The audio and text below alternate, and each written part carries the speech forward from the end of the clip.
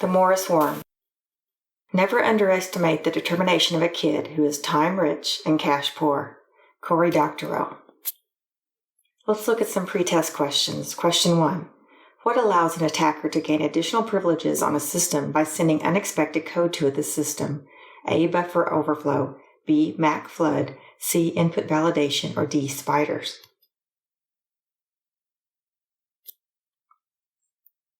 Question 2. Which U.S. government agency regularly publishes alerts and bulletins related to security threats? A. NIST. B. FBI. C. U.S. CERT. D. The MITRE Corporation.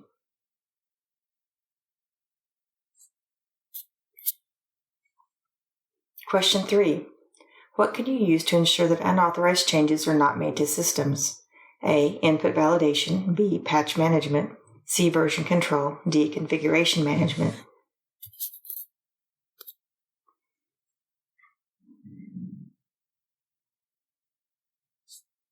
The Morris Worm was a buffer overflow attack that occurred in 1988 and resulted in the compromise of more than 60,000 machines. This fraud was also convicted under the Computer Fraud and Abuse Act.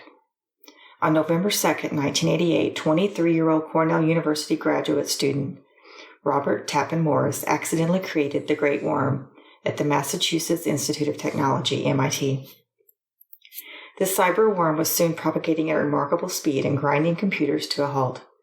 Within 24 hours, an estimated 6,000 of the approximately 60,000 computers that were then connected to the Internet had been hit. The Internet, as we know, did not exist. However, it did form to connect colleges and private research centers as Harvard, Princeton, Stanford, Johns Hopkins, and NASA. They were hit with the Morris Worm. The worm only targeted computers running a specific version of the Unix operating system. It spread widely and quickly. The worm did not damage or destroy files, but it slowed military and university functions to a crawl. Emails were delayed for days. The network community labored to figure out how the worm worked and how to remove it. Some institutions wiped their systems completely. Others disconnected their computers from the Internet for as long as a week. The exact damages were difficult to quantify, but estimates started at $100,000 and soared into the millions. Many computers at locations around the United States either crashed or became unresponsive. As computer experts worked feverishly on a fix, the question of who was responsible became urgent. Shortly after the attack, Robert contacted two friends, admitting he launched the worm and despairing that it had spiraled dangerously out of control. He asked one friend to relay an anonymous message across the Internet on his behalf, with a brief apology and guidance for removing the program. Few messages were received in time because the network had been so badly damaged.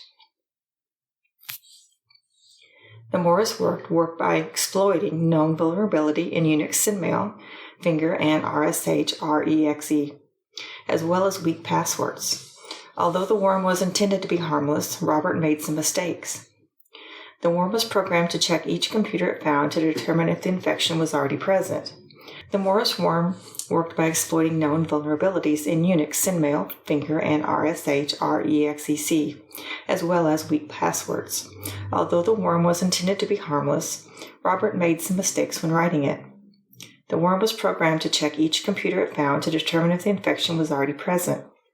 However, Robert believed that some administrators might try to defeat his worm by instructing the computer to report a false positive.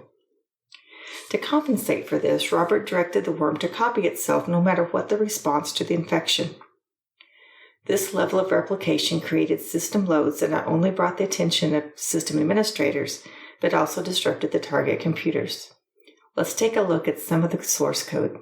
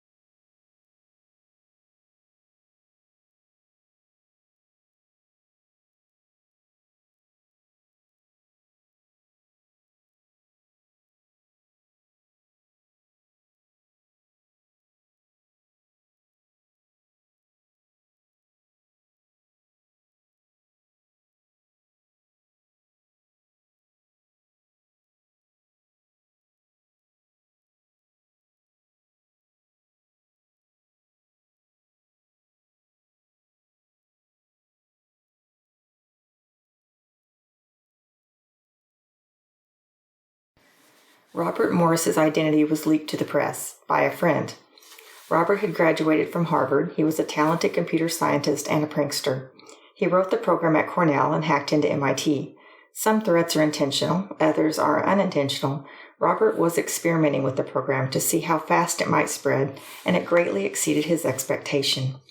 2,000 computers were infected in 15 hours. 6,000 computers were infected in total. The FBI quickly verified his identity and arrested him. In 1986, Congress had passed the Computer Fraud and Abuse Act, outlawing unauthorized access to protect computers.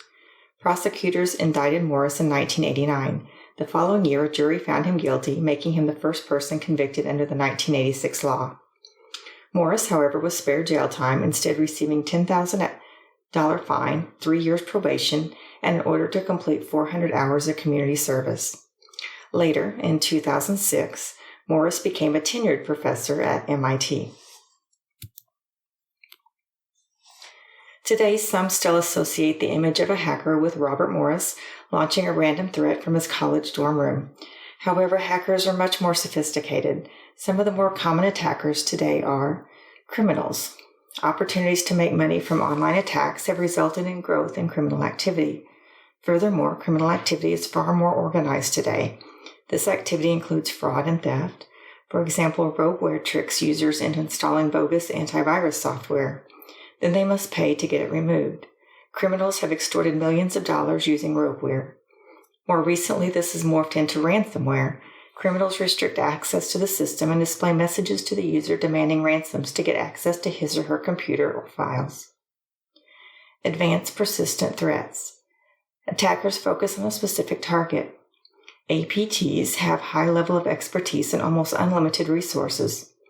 Nations, states, or terrorist groups often sponsor them. They attack both government and private targets.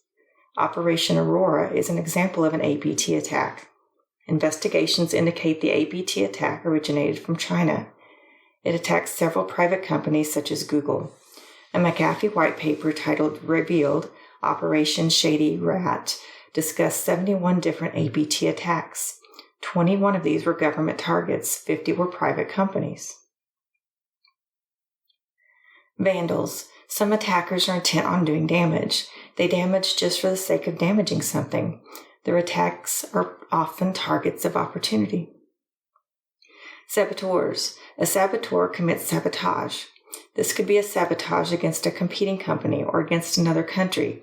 The primary goal is to cause a loss of availability. Disgruntled employees. Dissatisfied employees often present significant threats to a company.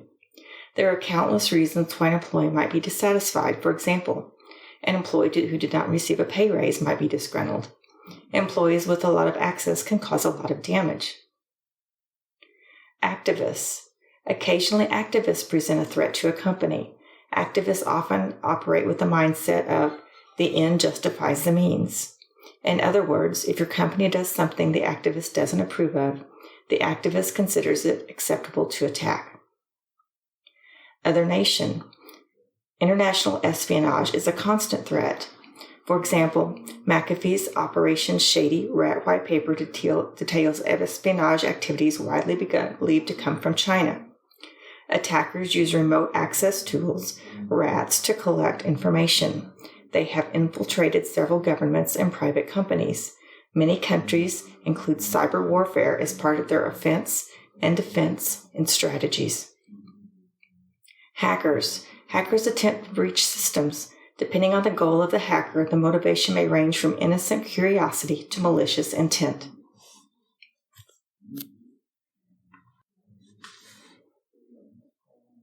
The Great Worm was a buffer overflow attack.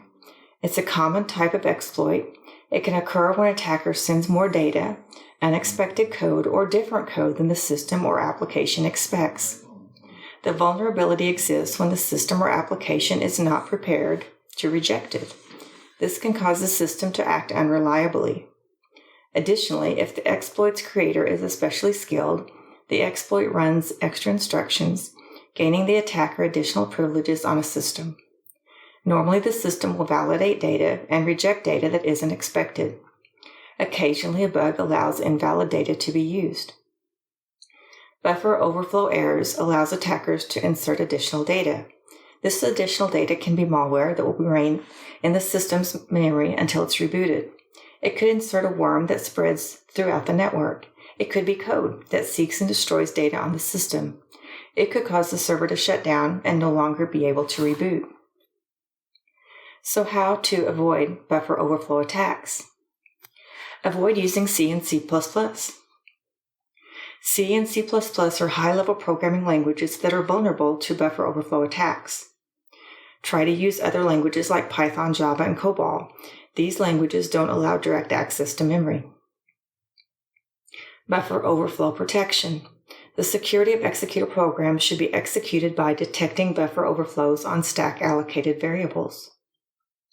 Static code analysis.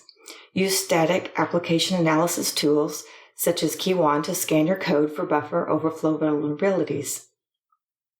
Bounds checking. Avoid using standard library functions that do not bound check, such as string copy, scanf, and gets. In fact, bounds checking and abstract data types can reduce the occurrence of buffer overflows. Executable space protection. Memory regions should be marked as non-executable. Doing so will prevent the execution of machine code in these regions. Use modern operating systems.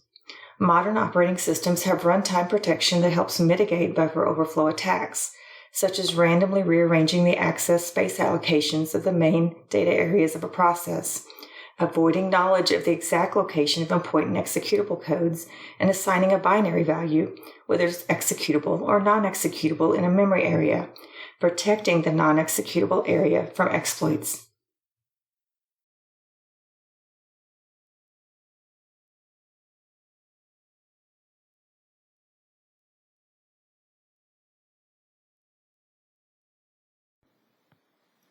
Just days after the Morris attack, the country's first computer emergency response team was created at the direction of the Department of Defense.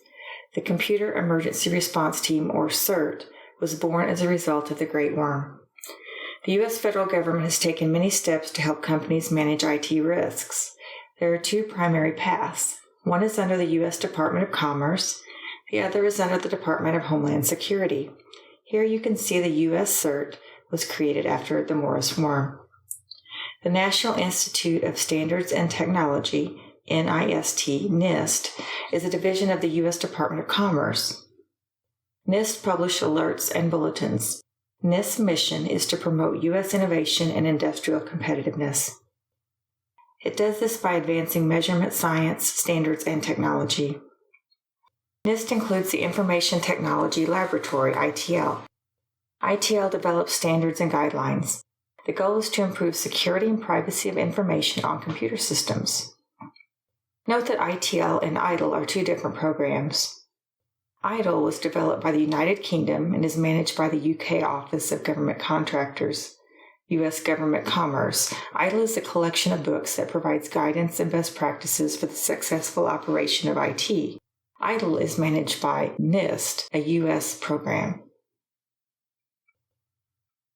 The Department of Homeland Security, DHS, is responsible for protecting the United States from threats and emergencies. Its primary goal is to keep America safe, and it focuses on protecting the United States from terrorist attacks. DHS is also responsible for responding to natural disasters such as hurricanes and earthquakes. The National Cybersecurity and Communications Integration Center, NCCIC, operates within the DHS. It works together with private, public, and international parties to secure cyberspace and America's cyber assets. Previously, cybersecurity was scattered in different departments, but today the NCCIC serves as the central point of contact. The NCCIC oversees several programs. National Cyber Awareness System. This is an email alert system that allows you to subscribe to different types of emails. The United States Computer Emergency Readiness Team, U.S. CERT operations. This division is tasked with analyzing and reducing cyber threats and vulnerabilities. As issues become known, U.S. CERT disseminates information and can coordinate incident response activities. Industrial Control Systems Cyber Emergency Response Team, ICS CERT. This group works to reduce risks to critical infrastructure sectors. It includes roads, water, communication, energy, and more. The United States Computer Emergency Readiness Team, USCERT, is part of the NCCIC. USCERT's mission is to provide response support and defense against cyber attacks. Its focus is on providing support for the federal civil executive branch of the government, or any sites with a .gov domain name. However, USCERT also collaborates and shares information with several other entities, including state and local governments, international partners, other federal agencies, other public and private sectors.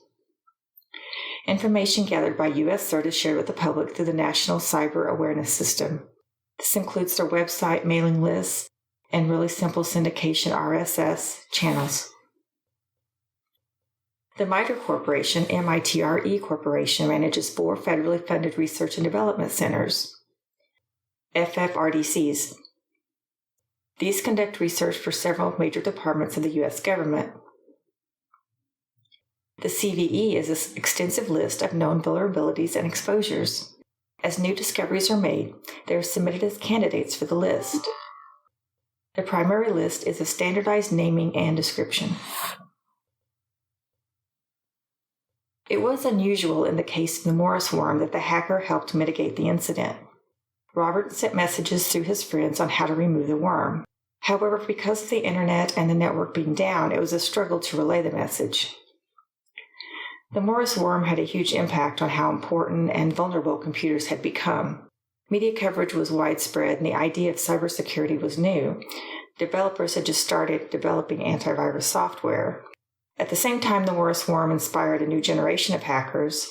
The idea of mitigation techniques and hardening servers were new. So mitigation techniques are the individual steps you need to take to protect any system that is vulnerable. Together, these steps are often referred to as hardening a server. Hardening a server makes it more secure. Some of the specific mitigation techniques you can use to protect servers are: remove or change defaults. If an operating system or application has any defaults, ensure they are removed or changed as soon as the system is installed. As an example, change default passwords to secure passwords. Change the name of privileged accounts, such as an administrator. This thwarts attempts to guess the password. Reduce the attack surface. The attack surface refers to how much can be attacked on a server. For example, if 10 services are on a server, but you only need 7, you can reduce the attack surface by disabling the 3 unneeded services. The overall attack surface is reduced by removing all unneeded services and protocols. If a surface isn't needed, it should be disabled. If a protocol isn't needed, it should be removed. Every service and every protocol that's running adds more risk to the system. When you remove unneeded ones, you reduce the risk without impacting the quality of the service. Keep systems up to date. Use a patch management system to ensure the systems are patched. Patches should be applied as quickly as possible after they're released. Every hour that passes gives the attackers more time to reverse engineer the patch and begin their attacks. Compliance audits ensure that patches are consistently applied to all systems. This ensures unauthorized changes are not made to the system. Enable firewalls. Firewalls filter traffic coming into a network. DMZs use firewalls to create network buffer areas. You can also enable host-based firewalls on each server as an added layer of protection. Enable intrusion detection systems. An active system can detect attacks and take extra steps to stop them. Enable intrusion protection systems. An intrusion prevention system is placed in line with traffic. It can detect and block malicious traffic. It prevents attacks from reaching the internal network. Install antivirus software. Antivirus software should be installed on all systems, including servers, before they are connected to the network. Many servers require different versions of antivirus software. For example, Microsoft Exchange needs a specialized version of antivirus software so that the mail stores can be examined. Use configuration management. Ensure systems are configured with consistent security settings. Use security baselines to ensure systems are configured the same way. A security baseline can come from an image created with a tool like Symantec's Ghost. You can achieve it by applying settings to all systems with technology like group policy. Perform compliance audits to ensure the system stays configured the same way. Perform vulnerability assessments. To discover weaknesses in a system, the assessment will then prioritize the vulnerabilities to determine which weaknesses are relevant. Perform risk assessments. Performing risk assessments allows you to learn about the relevant threats and vulnerabilities. You can then identify and evaluate countermeasures. Let's check your knowledge by reviewing the questions. Question 1. What allows an attacker to gain privileges on a system by sending unexpected code to the system? The answer is A. Buffer overflow. Question 2. Which U.S. government agency regularly publishes alerts and bulletins relative to security threats? The answer is A. NIST. Question 3. What can you use to ensure that unauthorized changes are not made to systems? The answer is B. Patch management.